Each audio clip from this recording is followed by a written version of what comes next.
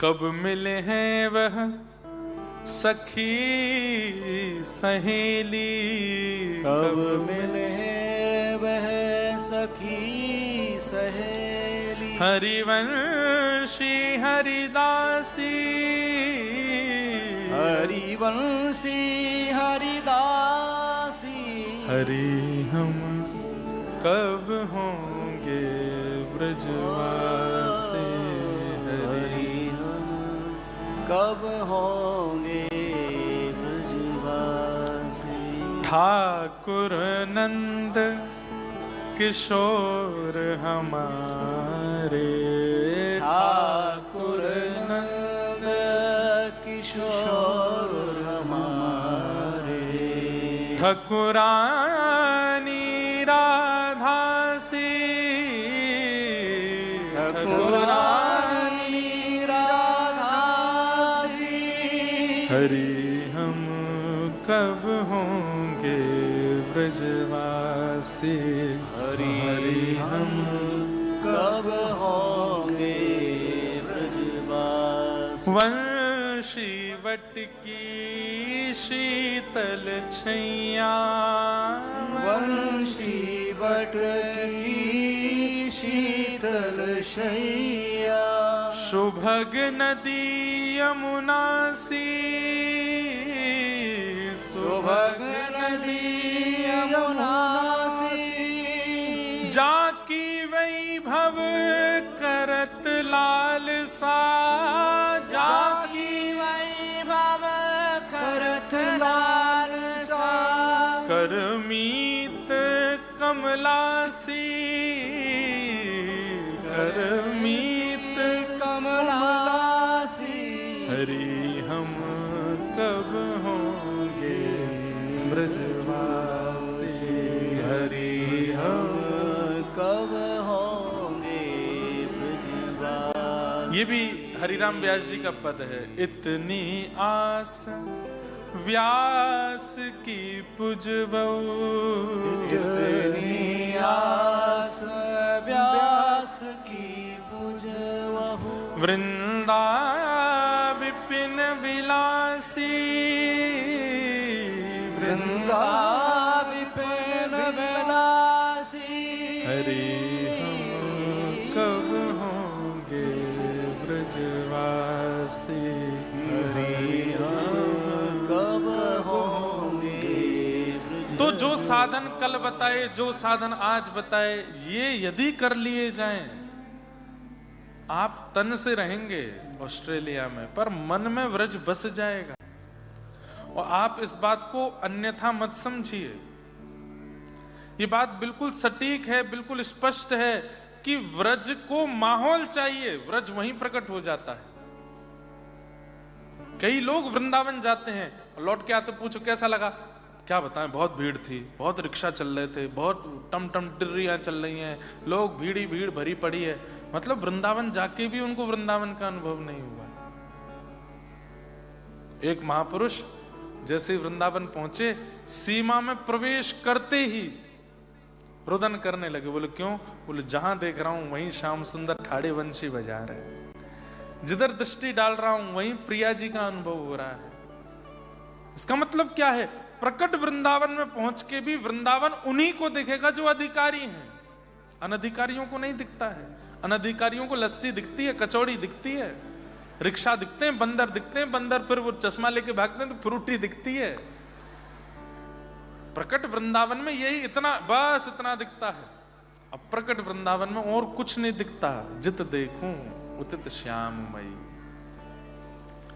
ये देखो श्याम, ये देखो श्याम, यही तो है मेरे जीवन। वृंदावन में यदि अधिकारी बन करके गए, ऐसा होगा। नैनाभिराम बंक मुस्कान, नैनाभिराम बंक मुस्कान।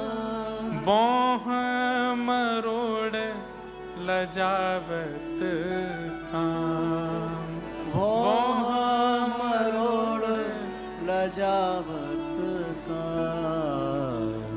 ये श्याम ये देखो श्याम यही तो है मेरे जीवन प्राण। ये देखो श्याम ये देखो श्याम यही तो चित्रा सखी उनके प्रसंग का ये पद बहुत सुंदर है। चित्रा सखी का पद प्रसंग। मुझे आज किसी ने कहा महाराज जी लीला सुनाओ, कुछ प्रकट हो तो सुना। मैं सब जगह नहीं प्रकट हो पाते, अब होगी मैं जबरदस्ती नहीं सुनाऊंगा। मन में भाव आएगा कोई सुनाने का तो सुनाऊंगा। तो अधिकारी बनिए। अब उत्तम व्यक्ति का हमने लक्षण सुन लिया, दूसरे का क्या बताया? ईश्वर से प्रेम करे, ईश्वर से प्रेम करने वालों से मैत्री करे और ईश्वर से दूर रहने वालों से दूर रहे। ईश्वरे तदधीनेषु बालशेषु दुषस्ति च प्रेम मैत्री कृपापेक्ष यह करोति समध्यम। हाँ, एक बात और, जो ठाकुर जी को जानना चाहते हैं पर जानते नहीं है, उन पर कृपा करके उन्हें बतावे। कथा सुनने का मतलब केवल आप अपने था, बच्चों का इतना रुझान वृंदावन की ओर देख करके परिवार वालों को डर लगता था कि कहीं साधु नहीं बन जाएं, तो दोनों भाइयों को वृंदावन जाने नहीं देते थे परिवार के लोग। साल में एक बार या 2 बार तो इतने व्याकुल होते थे, तब दोनों भाई एकांत में बैठ के ये पद गाते थे।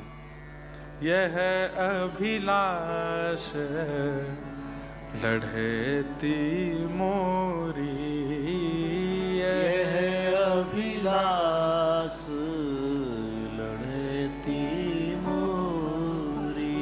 तुम लालन संग मुदित विराजो, तुम लालन संग मुदित विराजो। और जब आप लाल जी के साथ विराजो हे श्यामाजू, तब मोहे करो मुख चंद्र चकोरी, मोहे करो मुख चंद्र चकोरी। आप दोनों चंद्रमा की तरह विराजमान हो जाना, मैं चकोर की तरह आपको देखूं। हे प्रिया जी, यह अभिलाषा है मेरी।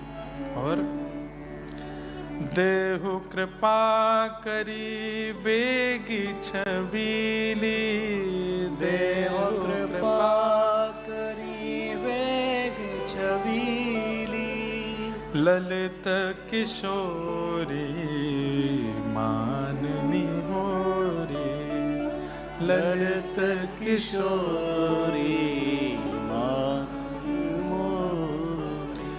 निसदन नित्य निकुंज भवन में, निसदन नित्य निकुंज भवन में। हाजिर रहूं वृष भानु किशोरी, हाजिर रहूं वृष भानु किशोरी। यह अभिलाष लढ़ेती मोरी, यह अभिलाष लढ़ेती मोरी। रोज गाते थे। नहीं मिला व्रजवास, तब दूसरा पद गाने लगे। क्या? श्री वृंदावन वास दीजिए, श्री वृंदावन वास दीजिए। आश यही वृषभानु दुलारी, आश यही वृषभानु दुलारी। श्री वृंदावन वास दीजिए, श्री वृंदावन वास दीजिए। बहुत सुंदर पद।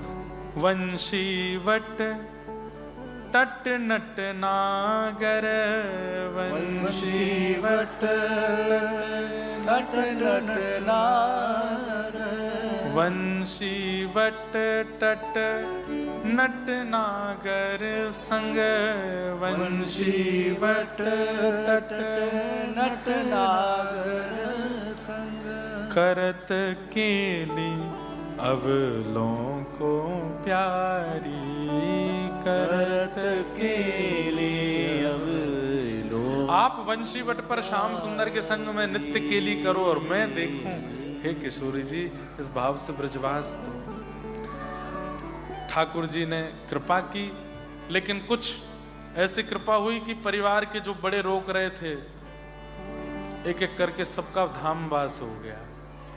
अब कोई बचा नहीं, दोनों भाई रह गए। तो आप लोगों मन में विचार किए कि भैया आप वृंदावन चलते हैं, लेकिन इतनी बड़ी संपत्ति थी, इतने पैसे वाले थे आप कि ऐसे संपत्ति छोड़ के नहीं जा सकते थे, ऐसे नहीं जा सकते थे। तो फिर क्या करें? सारी संपत्ति को किसी ना किसी रूप से लेकर के अपने साथ वृंदावन आए, ताकि वृंदावन जाके व्रज रसिकों की सेवा करेंगे। उसी भाव से आप वृंदावन आए। वृंदावन में आकर के शाह जी का मंदिर बनवाया, वहां अपने ठाकुर जी को विराजमान किया, वहां रह करके बहुत सुंदर रहनी रहे। कहते हैं दो बातें इनकी विशेष सुन करके फिर जो प्रसंग कपिल भगवान अपने भक्तों का बता रहे हैं वो हम कल सुनेंगे। कुंदन लाल जी श्री ललित किशोरी जी और ललित माधुरी जी, इन दोनों के नाम थे दीक्षा के बाद। गुरुदेव ने इनके नाम रखे थे, ललित किशोरी और ललित माधुरी। तो जितने दिन वृंदावन में रहे, कभी भी वृंदावन में शौच नहीं किया। कहते हैं कि आगरा गए और आगरा की मिट्टी से शौच के जो वो सामग्री होती है उसको बनवा के लाए, और धनवान तो थे ही, सेवक लगा रखे थे। शौच आदि निवृत्त करके जो भी मलमूत्र आदि का त्याग करते, उसको फिर वृंदावन की सीमा से बाहर फेंकवाते कि वृंदावन की रज में हम ये नहीं करेंगे। वृंदावन में रहे लेकिन शौच का त्याग नहीं किया। ठाकुर जी के अनेक अनुभव इनको हुए, लेकिन सबसे बड़ी इनकी विशेषता ये थी कि जब बड़े भैया कुंदन लाल जी, उनके जब प्राण जाने की स्थिति आई, तो अपने छोटे भाई और अपने पुत्र को पूछने लगे कि भैया कुछ आज्ञा दो, आप जा रहे हैं, प्राण त्याग रहे हैं। बोले कि मेरी आज्ञा मानोगे, वचन दो। बोले मानेंगे। बोले कि इतनी भीड़ वृंदावन की इकट्ठी होगी, मेरे प्राण जब जाएंगे, क्योंकि प्रसिद्ध तो हो ही गए थे, विमान मत निकालना और अर्थी पर लेकर के हमको मत जाना। तो बोले कि बैलगाड़ी मंगाना और बैलगाड़ी से एक रस्सी बांध के हमारे पैर से रस्सी बांधना और पूरे वृंदावन में हमारे शव को घुमाना, ताकि हमारा एक एक अंग इस व्रजरज में मिल जाए। ऐसी व्रज की प्रति निष्ठा। कहते हैं कि ये बात जब उन्होंने कही, प्राण त्यागने लगे, तो साक्षात प्रिय प्रियतम प्रकट हो गए। व्रज के प्रति उनकी इस निष्ठा को देख करके स्वयं श्याम सुंदर उनको संग लेकर के निकुंज में गए। और यही हुआ, जब उनके प्राण निकले तो उनके शव को बैलगाड़ी से बांध के पूरे व्रजमंडल में घुमाया। उनके शव के एक एक कण को व्रज में मिलाने का भाव, जो उनकी अंतिम इच्छा थी। ऐसे ऐसे व्रज उपासक हुए, ऐसे ऐसे भक्त ठाकुर जी के हैं। वो हमसे प्रेम कैसे कर सकते हैं? हमारे अंदर तो कोई गुण है ही नहीं, कोई लक्षण है ही नहीं, ऐसी प्रीति है ही नहीं, ऐसे भाव है ही नहीं। कोई बात नहीं, ऐसे नहीं है तो कुछ तो प्रकट करें, कुछ तो बनावें। इसलिए जो जो भाव बताए जा रहे हैं भक्तों के लक्षण के, भक्तों के भाव के, उनमें से कुछ कुछ अपने अंदर लाने का प्रयास करो, कुछ कुछ अपने मनोभाव में लाने का प्रयास करो, ताकि किसी रूप में तो उनको हम भा जाएं, और भा जाएं तो बस हमारे जीवन का जो उद्धार, कल्याण जिस भी भाव से होना है वो हो जाए। ये एक प्रार्थना है।